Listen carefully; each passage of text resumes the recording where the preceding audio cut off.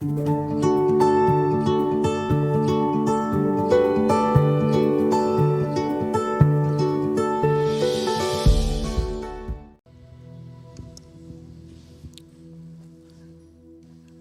Engkau Allah kami, Allah yang kami kenal di dalam Yesus Kristus Tuhan kami, yang layak menerima segala pujian, hormat dan syukur kami. Terima kasih untuk kesempatan ini yang Tuhan masih berikan kepada kami. Terima kasih Bapa. Kini saatnya kami membaca, merenungkan kebenaran-Mu yang boleh mengubah hidup kami. Firman-Mu yang tidak pernah berubah itu, kiranya malam ini menjamah hati semua kami, mengubah cara berpikir kami, mengubah hati kami, bahkan mengubah seluruh hidup kami. Berbicara lewat hamba-Mu, dan biarlah Roh Kudus menguasai setiap perkataan, supaya tidak ada kekeliruan di dalamnya. Dan biarlah hanya kebenaran-Mu yang disampaikan pada malam ini. Di dalam nama Yesus Kristus Tuhan, kami berdoa dan bersyukur. Amin. Bapak Ibu disilakan duduk.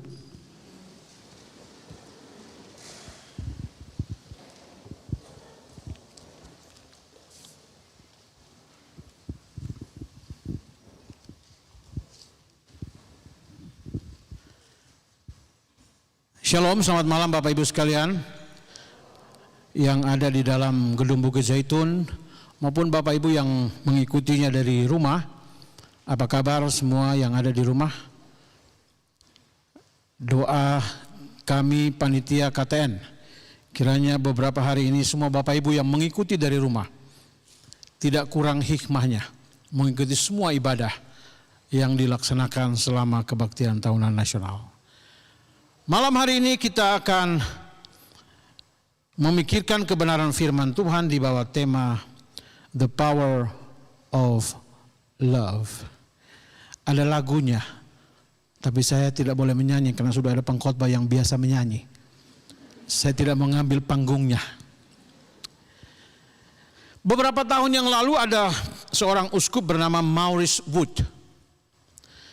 Sedang tertidur lelap di rumahnya.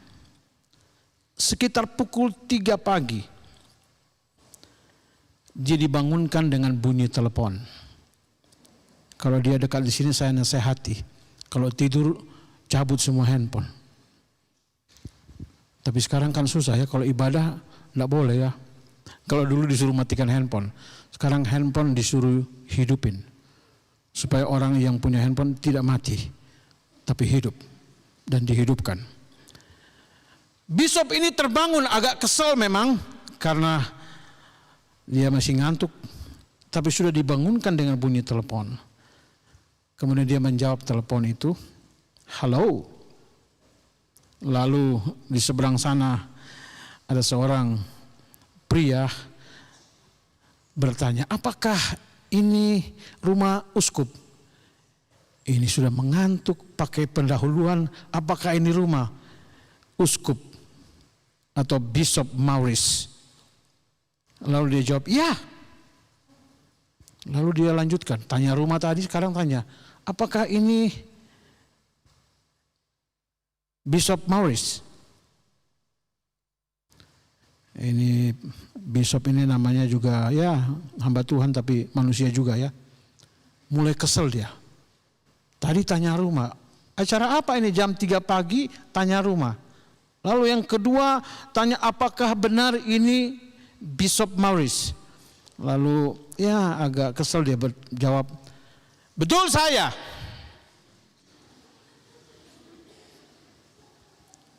Lalu dia lanjut, oh kalau begitu bolehkah saya mengajukan pertanyaan? Ini kuliah jam 3 pagi. Jam 3 pagi dia katakan bolehkah saya bertanya? Wah, ini kalau kena mahasiswa saya bangunin saya jam 3 pagi, ini perkara besar. Hanya mau bertanya, di ruang kelas tadi tidak tanya. Rupanya dalam tidur dia mimpi, ada pertanyaan. Iya, kalau saya akan jawab. Kamu tidur lagi, saya juga akan bermimpi dan menjawab pertanyaanmu. Ya, karena hamba Tuhan dia berusaha untuk menguasai dirinya dan dikatakan, betul, pertanyaanmu itu apa? Tapi sebelum kau tanya, kamu tahu ini jam berapa? Saya tahu jam 3 pagi. Tahu jam 3 pagi? Bertanya jam 3 pagi di saat orang sedang tidur dan mungkin itu dalam alam bawah sadar. Silakan, apa pertanyaanmu? Hanya satu kalimat. Apakah Tuhan, apakah Allah itu ada dan apakah benar Dia mengasihi saya?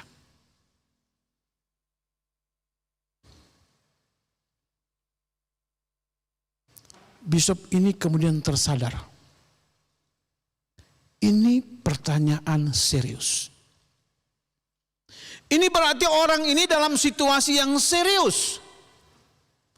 Apakah Allah mengasihi saya? Orang biasanya bertanya seperti ini, apalagi jam 3 pagi, ini ada sesuatu. Pertanyaan ini bisa jadi dilatar belakangi oleh situasi yang mungkin tidak mudah. Katakanlah emergency. Apakah Allah mengasihi saya? Mungkin Bapak Ibu di rumah atau mungkin yang sedang sakit sekarang ini, saudara juga bertanya yang sama. Allah mengasihi saya kah? Kalau Dia mengasihi saya, mengapa Dia biarkan semua ini terjadi? Mengapa keluarga saya harus mengalami kena COVID? Dan mungkin ada banyak latar belakang yang bisa membuat Bapak Ibu bertanya, apakah benar Allah itu ada? Kalau Dia ada, kalau Dia itu baik, God is good. All the time God is good. Kalau memang Dia good, kenapa saya tidak good? Kalau Dia betul-betul good, kenapa saya no good? Apakah Allah mengasihi saya? Mungkin saudara juga bertanya, sudah bertahun-tahun pergumulannya masih sama sampai hari ini. Allah adakah? Dan apakah Dia mengasihi saya? Pertanyaan ini bagus. Tapi juga saya sering memperhatikan di Facebook, ketika ada orang meninggal, ada kalimat-kalimat begini. Kami sayang Papa Boi, tapi Tuhan lebih sayang Papa Boi. Wah, kalau begitu saya tidak mau disayang Tuhan lebih-lebih. Itu artinya mati. Iya kan, saudara perhatikan ya. Kami sayang Mama, tapi Tuhan lebih sayang. Tuhan, jangan sayang saya lebih-lebih. Itu berarti saya pulang, pindah alamat. Saudara-saudara, bicara pertanyaan ini, apakah Allah mengasihi saya? Ini pertanyaan yang sangat penting. Sebab itu malam ini, tentu panitia sudah berdoa. Dalam ruangan ini, semua saudara yang ada di rumah, malam ini pastikan saudara mendapatkan jawabannya. Tuhan pasti akan menjawab pertanyaan itu malam ini. Mari kita baca Yohanes pasal yang ketiga, ayat 16. Bapak Ibu perhatikan Alkitabnya masing-masing. Saya baca beberapa terjemahan yang lain. Bapak Ibu perhatikan terjemahan masing-masing.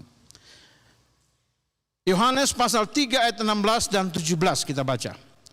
Karena begitu besar kasih Allah akan dunia ini, sehingga Ia memberikan anaknya yang tunggal, supaya setiap orang yang percaya kepadanya tidak binasa, melainkan mudah-mudahan memperoleh, tidak ada kata mudah-mudahan, puji Tuhan. Setiap orang yang percaya kepadanya tidak binasa, melainkan memperoleh hidup yang kekal. Memang Tuhan tidak mengirim anak ke dunia untuk menghukum dunia, tapi agar dunia diselamatkan melalui Dia. Terjemahan sederhana Indonesia bunyinya begini. Memang kasih Allah sangat luar biasa kepada orang-orang di dunia ini. Berarti termasuk saudara dan saya. Sehingga ia menyerahkan anaknya yang satu-satunya. Supaya setiap orang yang percaya kepada anaknya itu tidak akan binasa. Tetapi menerima hidup yang selama-lamanya. Karena Allah mengutus anaknya ke dalam dunia ini bukan untuk memberi hukuman kepada manusia, tetapi supaya melalui Dia manusia dapat diselamatkan. Yang kedua dari Matius pasal yang ke-6, pasal 9 ayat 36. Terjemahan baru bilang begini, melihat orang banyak itu, tergeraklah hati Yesus oleh belas kasihan kepada mereka. Karena mereka lelah dan terlantar seperti domba yang tidak bergembala. Terjemahan sederhana bunyinya begini. Waktu Dia melihat orang banyak yang datang kepadanya itu, Dia merasa kasihan sekali kepada mereka. Karena mereka dalam kesusahan dan sangat membutuhkan pertolongan. Seperti domba yang tidak mempunyai gembala. Malam ini memang saya sengaja pakai jas seperti ini. Supaya yang ragu boleh yakin, saya orang Rote. Dan saya mau baca terjemahan Sapu Bangsa. Matius 9:36. Dia pembunyi begini. Lihat itu orang banyak tuh.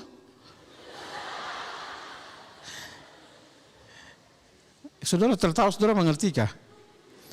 Lihat itu orang banyak tuh. Ju Yesus jatuh kasihan sandong.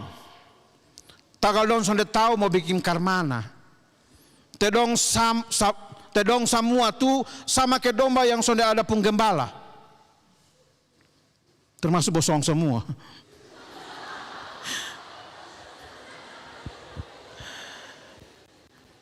Ayat-ayat ini memberitahukan kepada kita tentang the power of love. Kasih Allah yang begitu kuat, kekuatan yang luar biasa yang bisa menembus ke segala bidang kehidupan kita. Bukankah karena cinta ada orang bunuh diri? Bukankah karena cinta ada orang lupa diri? Bukankah karena cinta orang bisa mengarang lagu-lagu yang indah? Semua gara-gara cinta. Ada lagunya lagi. Semua, lupa, tidak boleh nyanyi. Semua karena cinta. Saya hampir lupa. Karena cinta dan karena cinta dan karena cinta. Maka ada seorang berkata, cinta itu sulit didefinisikan. Bahkan oleh orang yang sedang mengalami cinta itu sendiri, sulit untuk mendefinisikannya. Itu sebabnya Tuhan Allah dalam kitab Kidung Agung justru beritahu kepada kita, Dia harus pakai gambaran-gambaran untuk menjelaskan cinta itu seperti apa. Kuat seperti maut, api, air. 3 metafora dipakai karena tidak cukup hanya satu. Walaupun anak-anak muda bilang cinta itu licin tapi indah. Makanya banyak kepleset. Tiba-tiba hamil. Ya itu licin-licin itu. Kenapa hamil? Ya kami jatuh. Kenapa jatuh? Licin.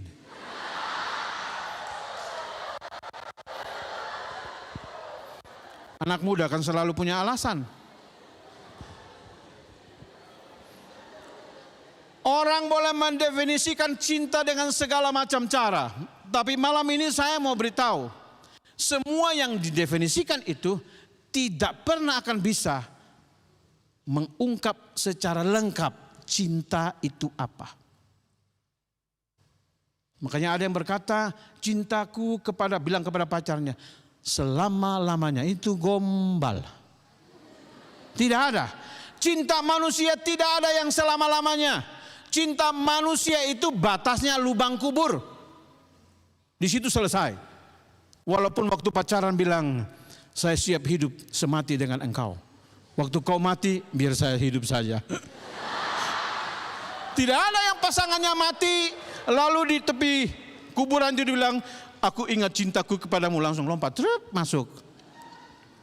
Lalu dikubur. Saya belum pernah melihat atau membaca itu. Atau ada yang mau mempraktekkan, boleh, nanti kami siap kamera untuk syuting, siaran langsung. Tidak ada. Manusia cintanya tidak selama-lamanya. Maka mari kita perhatikan apa yang dikatakan Alkitab untuk kita malam hari ini. The power of love. Cinta yang sesungguhnya, cinta yang hebat, cinta yang kuat itu hanya ada di dalam Allah yang kita kenal di dalam Yesus Kristus. Hanya di dalam Dia cinta sejati itu ada. Di luar Dia tidak ada. Kalau Bapak Ibu bilang ada, sedang ditipu. Tidak ada. Yang bilang ada, mungkin sedang lagi mesra-mesranya. Tunggu tanggal mainnya. Nanti kalau sudah baku cakar, oh ternyata. Maka saudara, teks kita ini beritahu hanya Allah, karena begitu besar kasih Allah. Hanya cintanya Allah. Hanya cintanya Yesus, yang lain tidak. Hanya Dia yang bisa menjawab pertanyaan saudara dan saya. Apakah Allah mengasihi saudara dan saya? Yesus bilang, yes. Karena itu saya datang ke dalam dunia. Karena itu saya harus menderita. Karena itu saya harus naik ke salib. Dia mengasihi kamu. God loves you. Dia mencintai kamu. Apapun keadaanmu. Mungkin saudara sedang saat-saat seperti ini. Ketika semua orang mungkin sedang bergumul. Kamu cari kesempatan. Kesempatan dalam kesempitan. Nanti terjepit baru tahu. Dalam situasi sekarang kejahatan makin menjadi-jadi. Saudara, apa itu?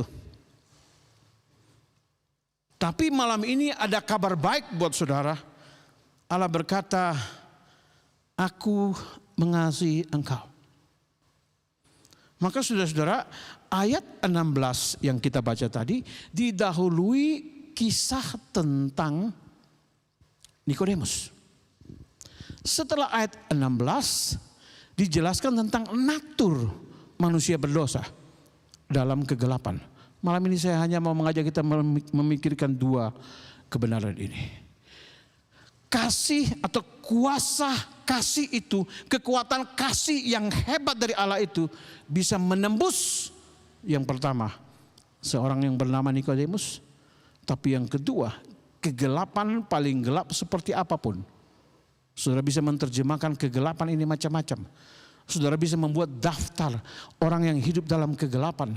Daftar dosa diurut sepanjang apapun. Kasih Allah sanggup mencapai dan menyelesaikannya. Setelah pasal 3 saudara pindah ke pasal 4. Seorang perempuan yang punya suami lebih dari satu. Daripada saya bilang dia banyak suami, lebih dari satu. Betul-betul gelap. Maka kasih itu tembus sampai ke sana. Saudara baca terus, ada orang buta yang betul-betul gelap, tidak lihat apa-apa.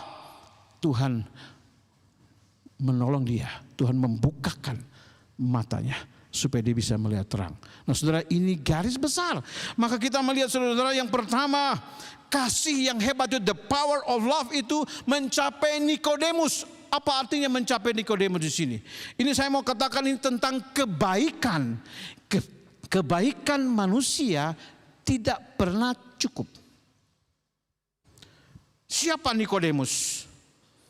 Tadi pagi yang berkhotbah Pak Niko.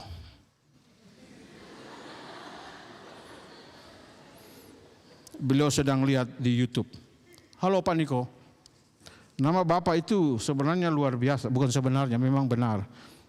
Kalau sebenarnya itu berarti tidak benar. Nikodemus itu dalam Alkitab khususnya Injil Yohanes muncul 3 kali. Nikodemus ben Gurion. Bahasa Ibrani sebenarnya ini kan bahasa Yunani, Nikodemus nih bahasa Yunani nih. Jadi Pak Niko itu bahasa Yunani tuh. Bagi orang Yahudi itu kafir itu. Ya. Pada zaman Yesus hidup, Yunani begitu menguasai. Orang Farisi tidak mau dicemari oleh budaya Yunani yang banyak dewa-dewi itu. Tapi orang Yahudi kalau namanya tidak Yunani, tidak keren. Sama dengan kita, namanya harus ke Inggris-Inggrisan sedikit.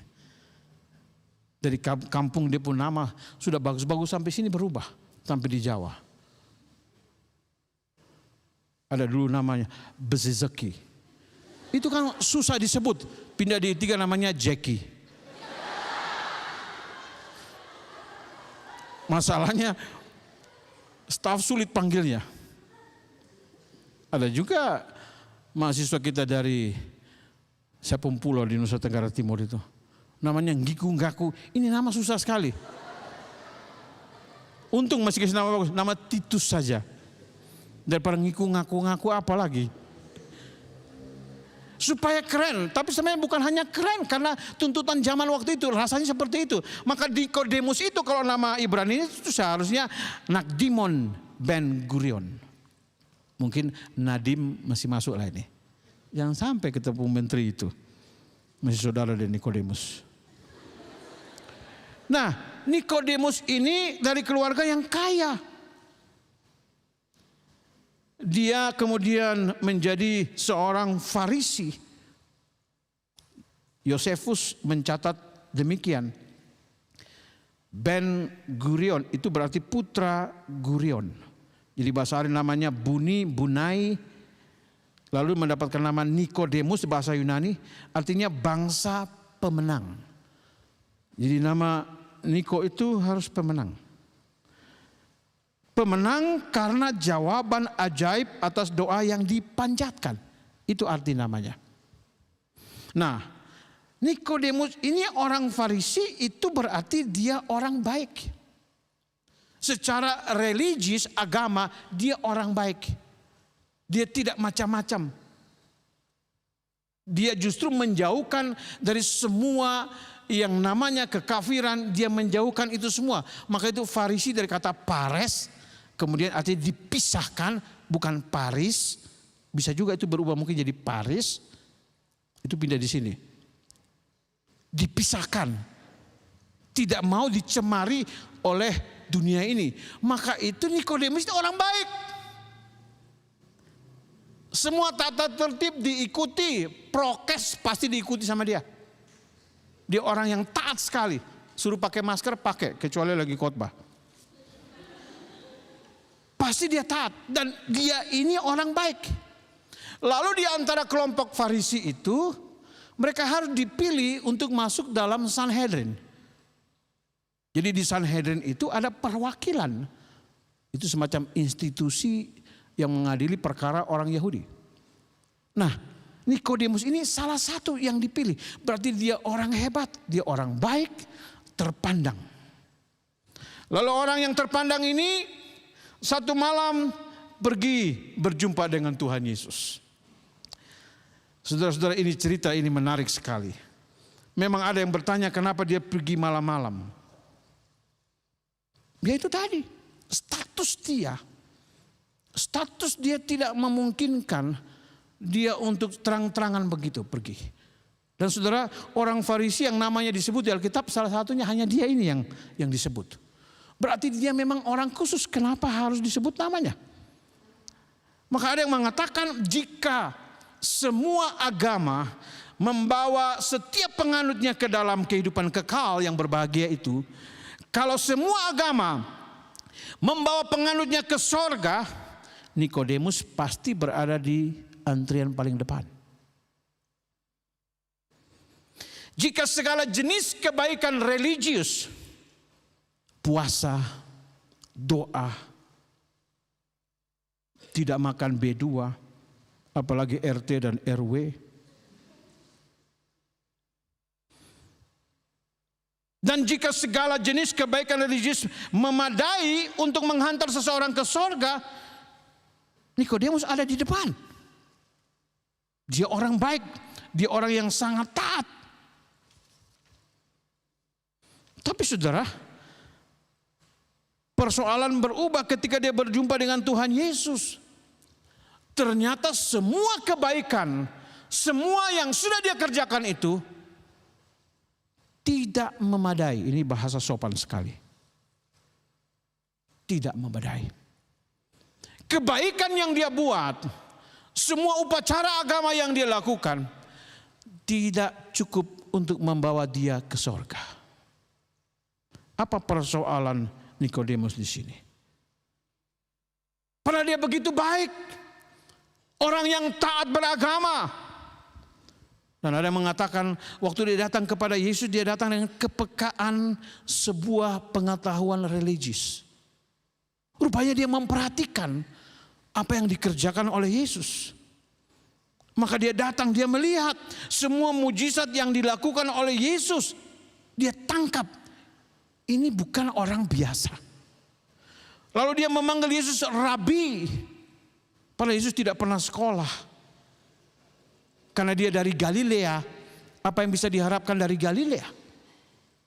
Seorang nabi tidak datang dari sana. Maka dianggap rendah sekali. Tetapi Nikodemus justru melihatnya beda. Yesus ini berbeda dengan semua nabi yang lain. Dia melihat kehidupan dan pelayanan Yesus itu yang menarik dia untuk datang dan bertanya.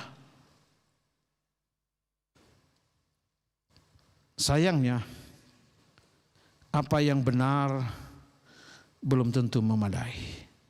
Dia bilang Yesus berasal dari Allah. Betul, tidak salah. Yesus memang berasal dari Allah. Apa yang dilakukannya merupakan bukti bahwa dia diutus oleh Allah. Tidak salah. Tapi apa yang benar belum tentu memadai.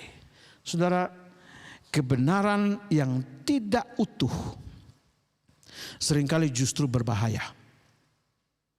Bisa menipu diri sendiri, bisa memberi kepuasan dan keamanan yang palsu. Saya ulangi. Kebenaran yang tidak utuh, hati-hati. Pengenalan kepada Yesus yang tidak lengkap, ini seringkali berbahaya dan bisa menipu diri sendiri. Ini parola ini khotbah dengan persiapan, bukan khotbah tanpa persiapan. Memang ada rencana saya mau tulis buku, tips berkhotbah tanpa persiapan. Nanti buku kedua, berkhotbah tanpa persiapan, tidak ada mimbar. Khotbah sendiri di mana begitu? Khotbah tanpa persiapan. Saudara-saudara, saya mau cari tahu kenapa seperti begini. Dan Yesus bicara kepada Nikodemus, semua yang kamu buat itu betul, tapi belum lengkap. Lalu apa kesalahan Nikodemus di sini? Ya, kesalahannya mau dibilang sederhana juga tidak, tapi ini serius. Kesalahan fatal yang dilakukan oleh Nikodemus adalah kegagalannya untuk melihat keseriusan dosa. Dosa itu lebih serius daripada sekedar upacara-upacara keagamaan.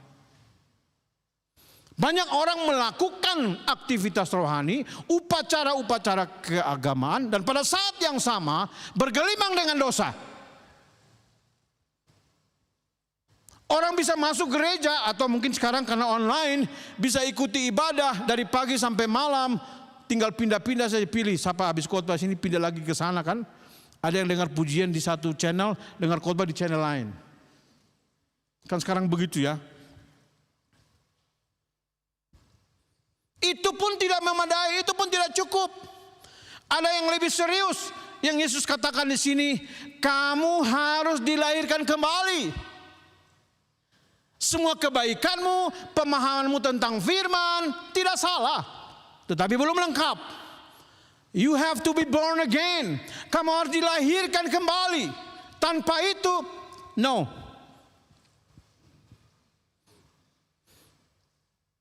Seolah-olah Tuhan Yesus mau berkata, siapa saja yang ingin masuk ke dalam kerajaan Allah patut menjalani proses yang namanya transformasi radikal.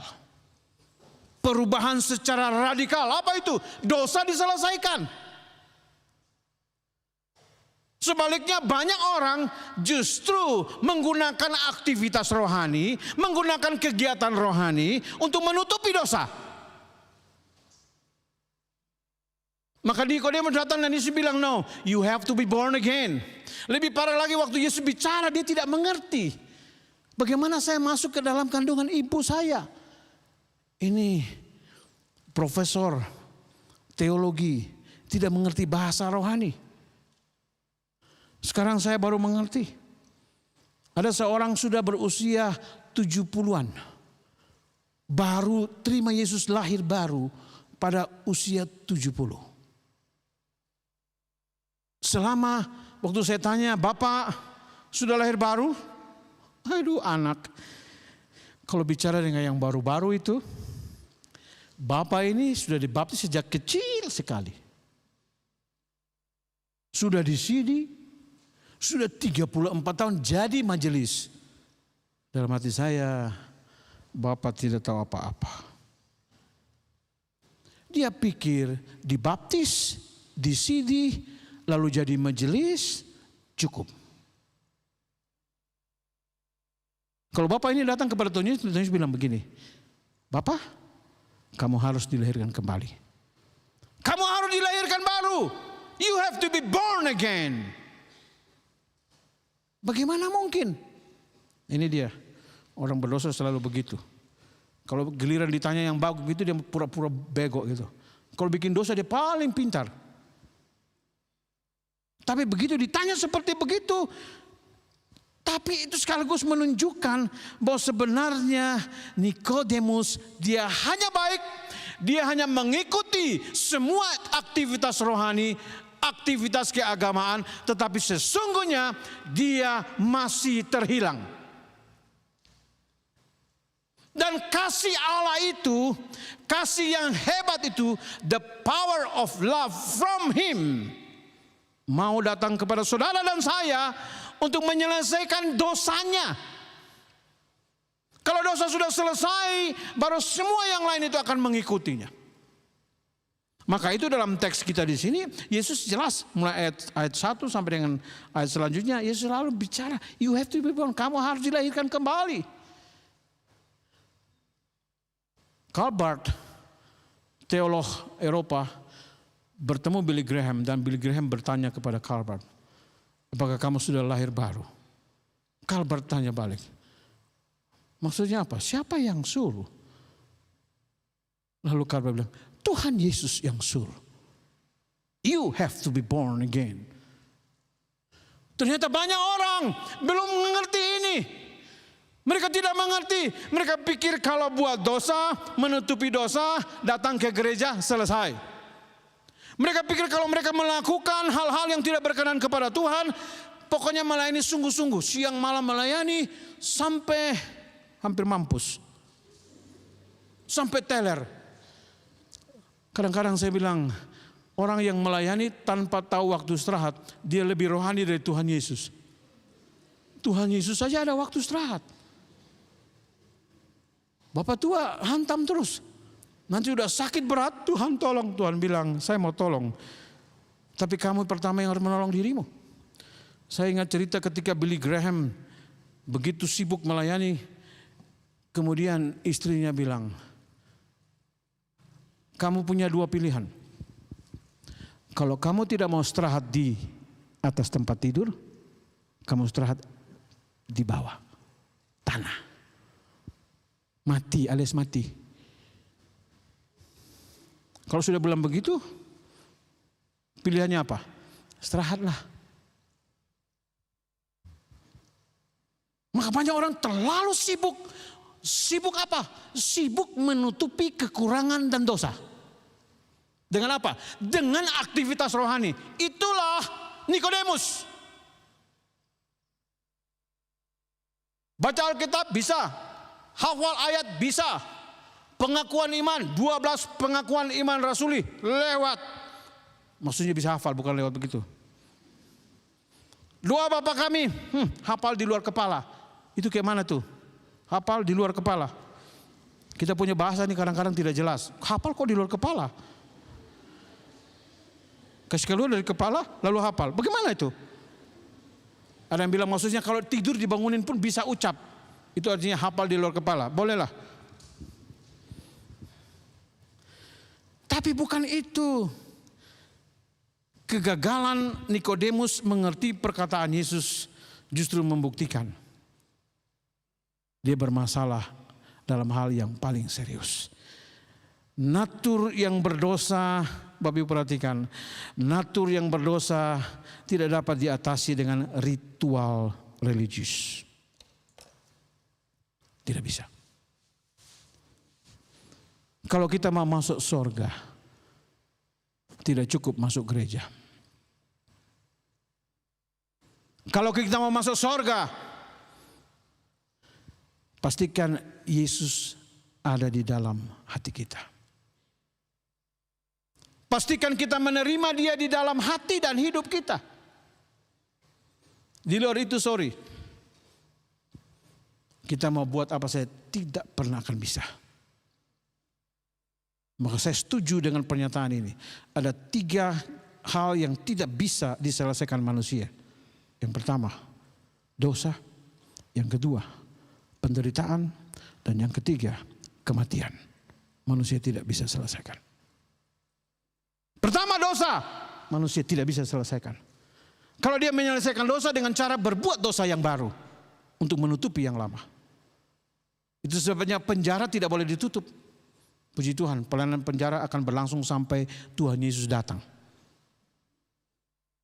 Karena orang berdosa masih banyak harus dikurung.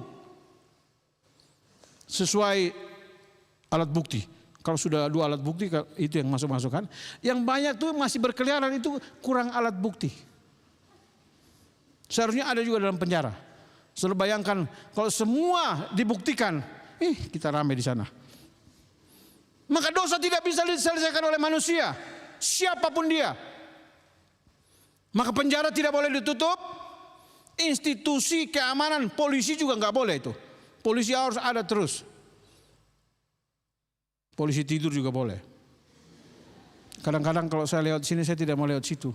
Kenapa enggak putar lewat sana? Nggak enak mengganggu, dia masih tidur. Polisi ada 2 polisi tidur di situ kan?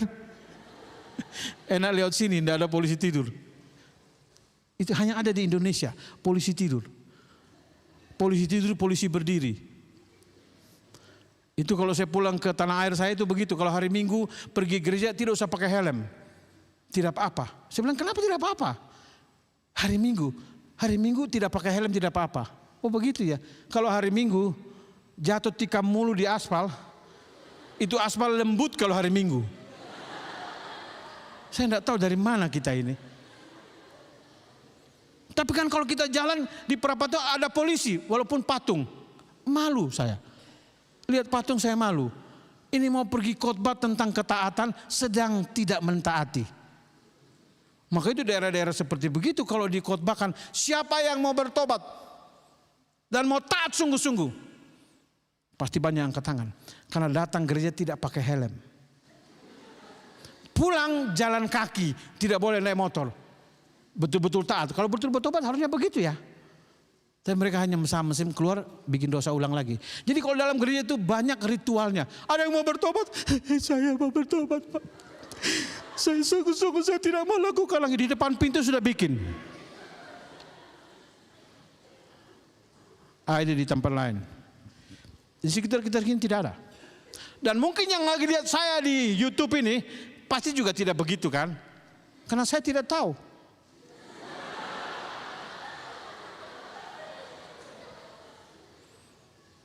Ternyata Nikodemus punya kawan banyak sekali. Kita hanya baru taat kalau dilihat.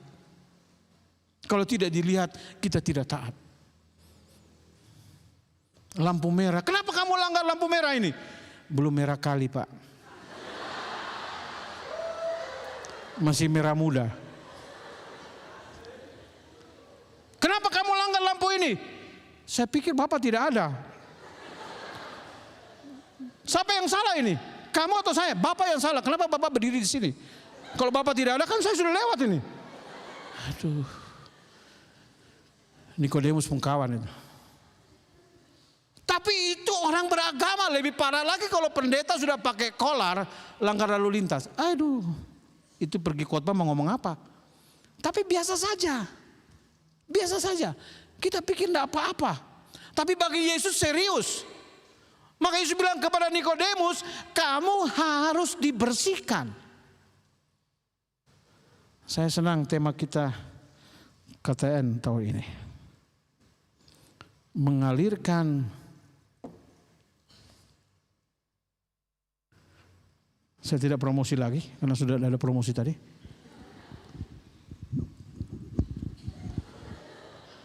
Mengalirkan kasih Allah kepada dunia, dan kita harus jadi bambu-bambu itu yang mengalirkan air. Kenapa sudah tertawa? Apa yang lucu? Lihat ya. Terima kasih dekorasi. Dekorasi memberi inspirasi. Tadinya tidak ada dalam persiapan ini. Kalau ini memang tanpa persiapan. Saya tadi perhatiin, supaya air itu mengalir harus pakai bambu. Bambu-bambu itu sebelum dia bisa mengalirkan air, dia harus dibersihkan bagian dalamnya. Semua penghalang di dalam itu ditusuk-tusuk. Kalau bambu itu bisa berteriak, dia bilang, "Au!" Sakit. Harus dibersihkan bagian dalam, ditusuk-tusuk sampai bersih bagian buku-buku itu. Iya, buku-buku ya. Betul ya. Setelah bersih, baru dia bisa berfungsi untuk mengalirkan kasih Allah itu. Saya khawatir banyak orang di sekitar kita tidak merasakan kasih Allah karena salurannya mampet. Mampet oleh karena aktivitas rohani. Mungkin disumpel dengan toga, mungkin disumpel dengan jas, mungkin disumpel dengan dasi. Tapi kita merasa aman-aman saja. Saudara lihat itu baru bisa mengalir. Nah, sekarang saya mau mengalirkan kasih Allah itu.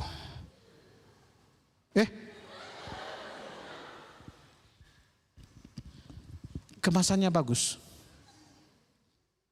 isinya tidak ada. Banyak orang mau mengalirkan kasih Allah, tapi isinya tidak ada. Apa ini? Kurang 5 menit lagi. Ini barang ini dia main mata dengan saya. 5 menit lagi. Siapa takut? Yang bikin itu orang berdosa juga.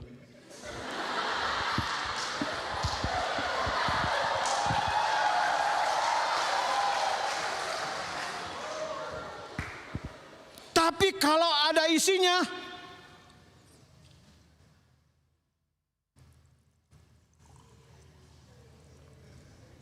sebenarnya saya mau minum.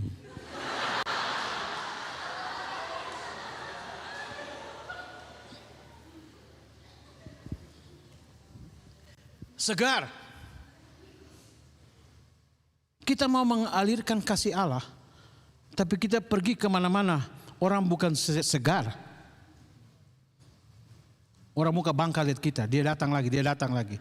Sebentar sudah korek-korek kita lagi nih. Ini kalau dia datang pasti sudah tanya-tanya lagi, dosa apa lagi.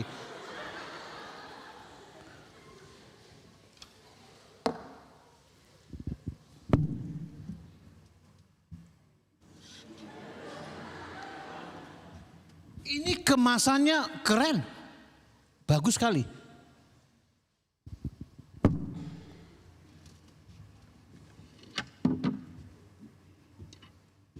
Ini bukan perjamuan ya.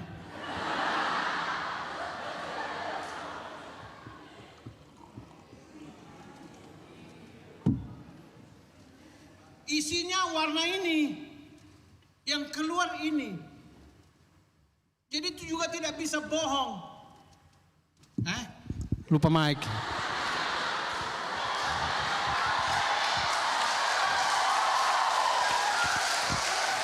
Ya, yang berkhotbah juga orang berdosa, ada lupa-lupa juga. Ini isinya hitam, pasti keluarnya yang warnanya hitam. Namanya kopi. Ini bukan Coffee Life ya. Nikmati kopinya. Temukan solusinya.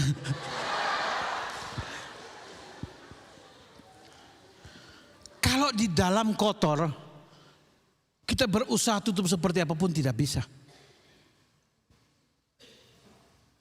Maka itu Tuhan Yesus jelas di dalam Yohanes, dia bilang natur manusia itu sudah gelap. Kecuali dia datang kepada Tuhan, menerima kasih Allah itu yang bisa membersihkan seluruh eksistensi hidupnya. Dan itu mulai dari hati.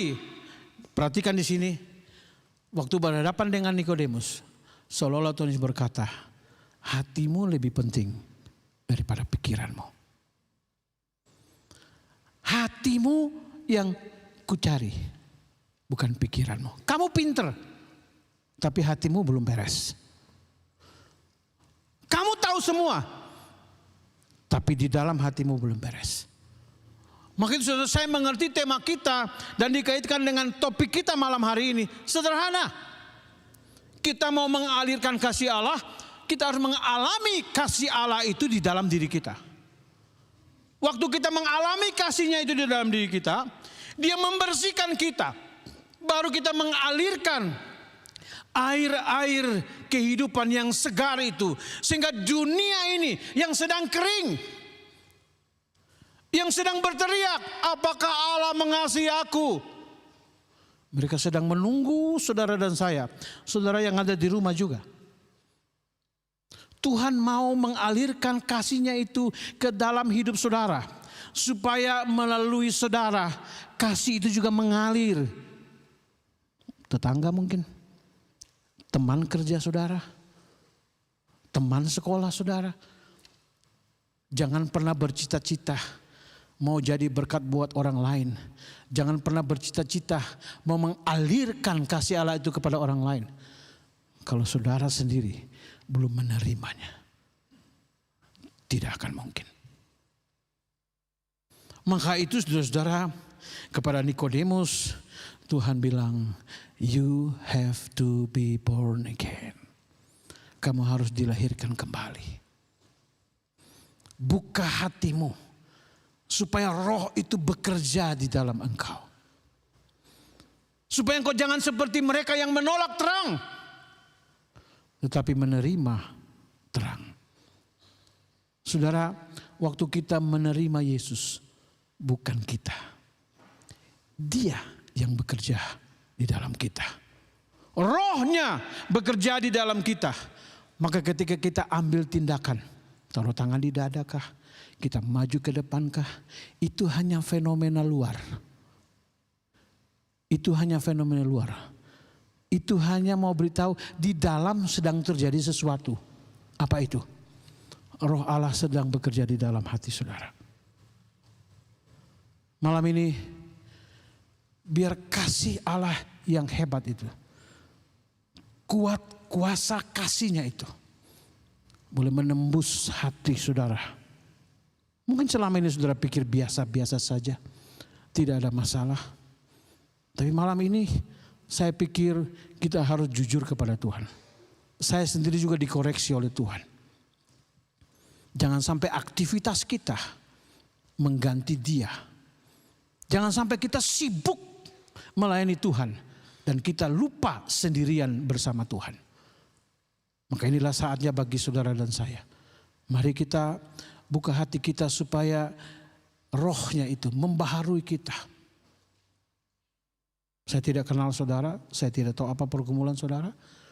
Tapi satu hal yang saya tahu, bagi Yesus dosa itu serius.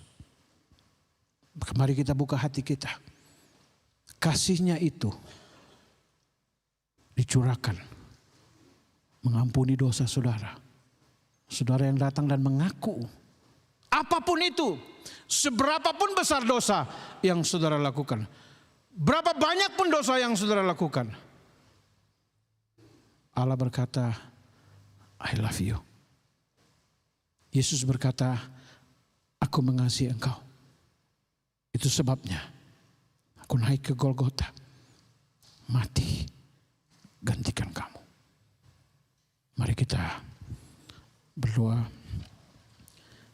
Masing-masing berdoa kepada Tuhan. Saya beri waktu. Bapak Ibu boleh berdoa kepada Tuhan. Bapak Ibu yang ada di rumah, malam ini firman itu sudah datang kepada saudara. Terang itu sudah datang kepada saudara. Kasih itu sebenarnya sudah datang kepada saudara. Saudara tidak perlu malu. Buka hatimu kepada Dia. Biar rohnya bekerja. Berbicara kepada saudara. Memulihkan hidup saudara.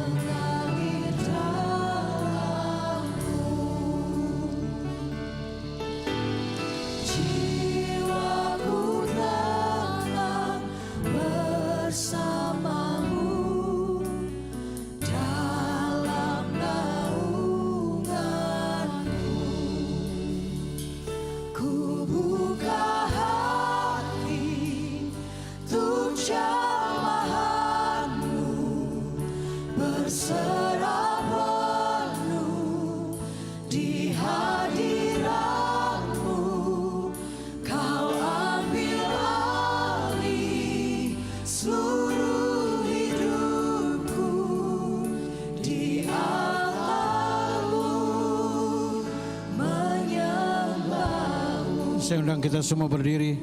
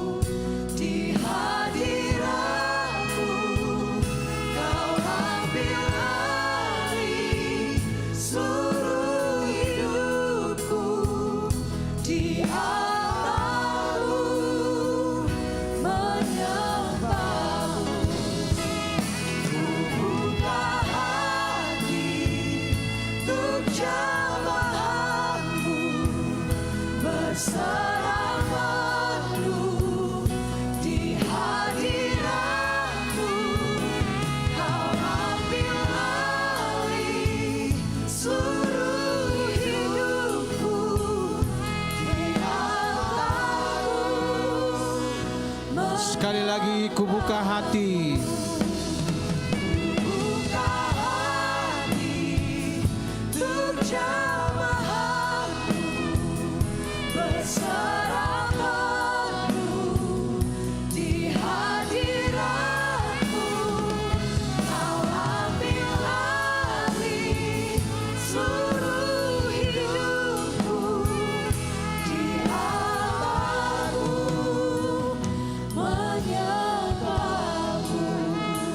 Bapak Ibu Saudara yang ada dalam ruangan ini maupun Bapak Ibu yang ada di rumah. Malam ini kasih Allah yang hebat, yang kuat itu mau dicurahkan bagi saudara. Apapun keadaan saudara saat ini. Mungkin saudara sudah putus asa oleh karena dosa-dosa tertentu. Mungkin saudara juga putus asa oleh karena situasi tidak berubah. Malam ini kasih Allah datang kepadamu. Buka hatimu, biarkan rohnya membersihkan hatimu. Saudara mungkin berkata, saya ingin jadi berkat. Seperti tema KTN, saya ingin mengalirkan kasih Allah. Tapi masih banyak hal yang menghambat. Dan malam ini saudara sadar, saudara ingin mengalami kasih Allah yang hebat itu. Menembus, membersihkan, menolong saudara supaya kita bisa efektif menjadi berkat bagi dunia ini. Jika ada Bapak Ibu, saudara-saudara malam ini yang dijamah Roh Kudus, dijamah Tuhan, dan saudara ingin dibaharui malam ini, saudara taruh tangan di dada saudara. Siapapun saudara yang ada di rumah, atau mungkin saudara selama ini menolak dia, saudara menolak terang itu, dan malam ini saudara tidak mau seperti Nikodemus. Saudara serius memperhatikannya. Dan saudara mau menerima dia di dalam hati dan hidup saudara. Saudara juga boleh taruh tangan di dada saudara. Puji Tuhan. Puji Tuhan. Saudara tidak perlu malu. Allah mengasihi saudara. Dia tergantung di kayu salib. Jadi tontonan. Dia tidak malu. Saudara juga tidak perlu malu. Buka hati saudara kepada Tuhan. Mari kita nyanyikan referen lagu tadi. Ku buka hati, dan saya minta Bapak Pendeta Sastra Sembiring untuk mendoakan semua Bapak Ibu Saudara yang malam ini mengambil keputusan menerima kasih Allah yang ajaib itu.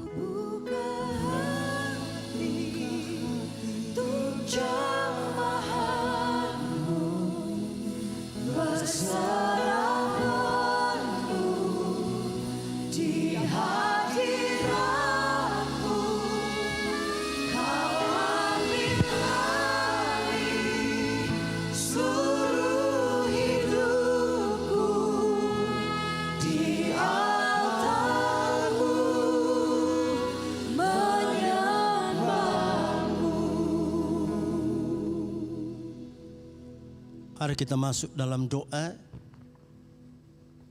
Kasih Allah sungguh luar biasa. Kasih Allah sungguh dahsyat untuk masing-masing kita malam ini.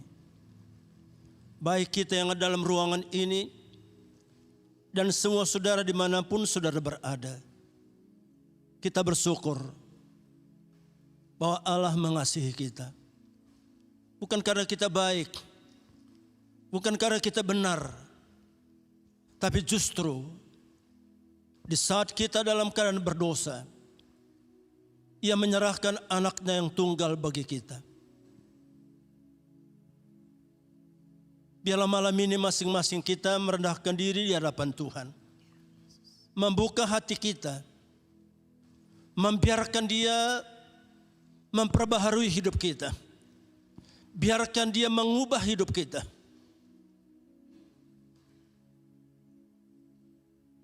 Sehingga kita boleh menjadi saluran kasih Allah di tengah-tengah keluarga kita, di tengah-tengah pekerjaan kita, di tengah-tengah masyarakat kita. Buka hati kita, biarkan rohnya bekerja. Bagian-bagian mana dalam hidup kita yang perlu dibersihkan, yang perlu dikerat, sehingga kita boleh menyalurkan kasih Allah. Bapa di surga, kami bersyukur untuk firman-Mu. Kami bersyukur untuk hamba-Mu yang telah Engkau pakai malam ini menyampaikan isi hatimu, menyampaikan kerinduanmu dan harapanmu untuk masing-masing kami ya Tuhan. Baik kami yang ada di Bukit Zaitun ini dan semua umat Tuhan dimanapun mereka berada yang sedang mengikuti ibadah ini. Kami bersyukur kepadamu ya Tuhan, untuk kasih-Mu yang dahsyat, kasih-Mu yang luar biasa, kasih yang dapat dan mampu mengubah. Makasih Tuhan. Kami percaya Tuhan kami Tuhan yang luar biasa. Di tengah-tengah kegagalan kami tahu Tuhan kami tidak pernah gagal.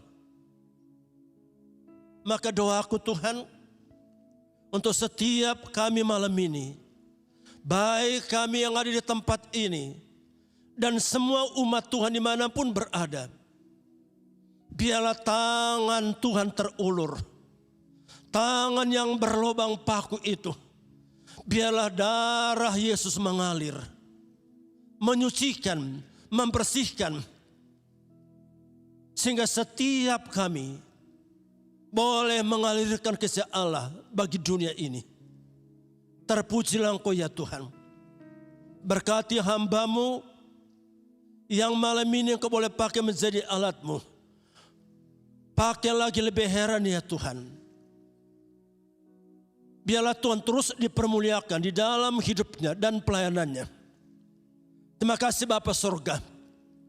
Maka kiranya Tuhan berkenan mengulurkan tangan-Mu, memberkati setiap kami, baik kami yang ada di tempat ini dan semua umat Tuhan dimanapun mereka berada. Bagimulah segala pujian, hormat dan kemuliaan. Dalam nama Tuhan Yesus kami berdoa. Amin.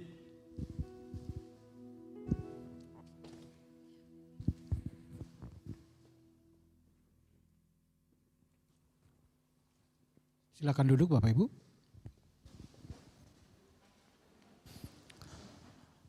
Sebelum doa penutup, kami informasikan jangan lupa besok pagi jam 8.30 pagi, Bapak Ibu yang ada di rumah juga boleh bersama-sama dengan kami lagi besok pagi jam 8.30 dalam penelaan Alkitab besok pagi. Jangan lupa jam 8.30 pagi. Kita akhiri ibadah kita malam hari ini.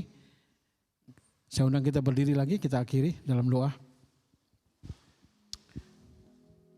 Mari kita berdoa. Bapa di sorga, terima kasih untuk kebenaran-Mu, firman-Mu yang sudah diberitakan. Terima kasih untuk puji-pujian, bahkan doa yang sudah kami naikkan. Kami percaya Allah mendengar dan menjawabnya bagi kami. Bapak Ibu Saudara, kembalilah dalam kehidupan-Mu tiap hari. Ingatlah selalu firman-Nya dan lakukanlah dalam hidup-Mu. Dan terimalah berkat-Nya. Rahmat dan pengasihan dari Allah Bapa kita, kasih sayang dari Tuhan Yesus Kristus, dan persekutuan dengan Roh Kudus menyertai saudara sekalian dari saat ini sampai Maranatha, Tuhan Yesus datang kembali. Amin.